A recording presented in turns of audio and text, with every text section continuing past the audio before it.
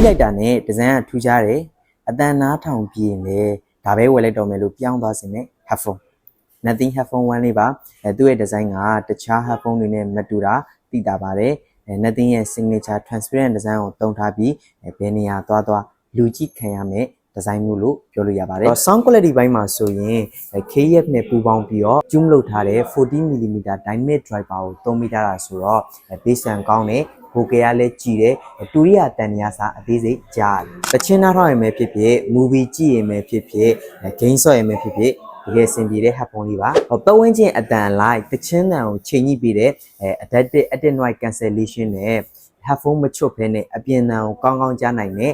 transparency မှု feature တွေပါမယ်ဘက်ထရီကတော့ ANC ပိတ်ပြီးတော့နားထောင်ရင်နိုင်80လောက်ထိတော့ခံတယ်လို့တော့ပြောထားပါတယ်ဒါပေမဲ့ကိုနားထောင်တဲ့ဘောလုံးအတိုးအကျယ်ပေါ်မူတည်ပြီးတော့ပြောင်းလဲမှုတော့ရှိနိုင်ပါတယ်ဈေးနှုန်းလေးကတော့17,300ကျပ်ပါဈေးနှုန်းအပြောင်းလဲလေးတော့ရှိနိုင်ပါတယ်ဝယ်မယ်ဆိုရင်ချက်ပေါက်မှာလာဟင်းလိုက်ပါခင်ဗျာ